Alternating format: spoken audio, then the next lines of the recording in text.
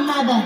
मोहतरम सदर जलसा और माइज़ सामाईन व सामिया, अल्लाह ताला का बेहद शुक्र एहसान है कि जिसने हमें ईमान जैसी नेमत अता फरमाई, एक उम्मत बनाया और आपस में इत्तेहाद और इत्तेफाक होने का दर्ज दिया।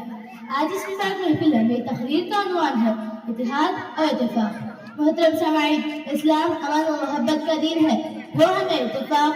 वो हमें तफर्रुक़ आपसी झगड़े से रोकता है और इत्तेहाद और इत्तेफाक को लाज़िम पकड़ने की तलक़ीन करता है। कुरान मजीद में अल्लाह ताला ने फरमाया, वअतसिमू बिहब्लिल्लाहि जमीअन वला तफर्रक़ू, और तुम अल्लाह की रस्सी को मजबूती से थाम लो और आपस में जुदा जुदा ना हो।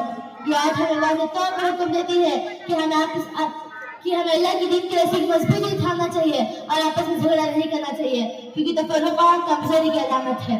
एक और मकाम पर अल्लाह ताला ने फरमाया, वला तनाज़ू फतफशलू व तज़हब रिहुकुम, और तुम आपस में झगड़ा ना करो वरना तुम कमजोर हो जाओगे और तुम्हारी ताकत ले जाएंगे।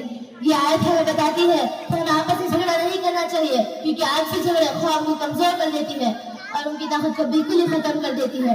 नबी सल्लल्लाहु अलैहि वसल्लम ने फरमाया, अल मुमिनु लिल मुमिनी कल बुनियान यशुद्दु बअज़ुहु बअज़न, एक मुसलमान दूसरे मुसलमान के हक में की इमारत की तरह है जिसका एक हिस्सा दूसरे हिस्से को ताकत पहुंचाता है। मोहतरम सामाईन, ये हदीस हमें बताती है कि एक मुसलमान दूसरे मुसलमान के बगैर मुकम्मल नहीं है।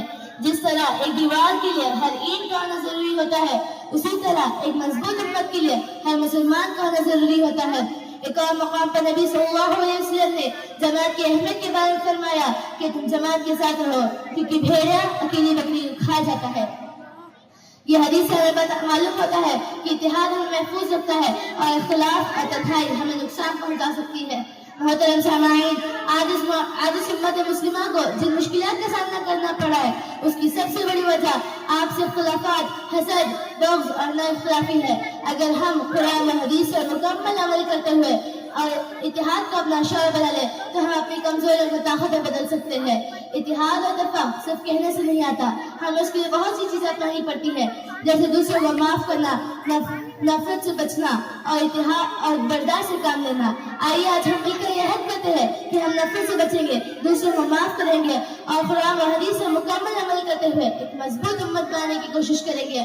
आखिर में मैं अल्लाह ताला से दुआ करती हूँ कि अल्लाह ताला हमें सुनने से ज्यादा अमल करने की तौफीक अता फरमाए। आमीन। वाखिर दावाना अल्हम्दुलिल्लाहि रब्बिल आलमीन। अस्सलामु अलैकुम व रहमतुल्लाहि व बरकातुहू।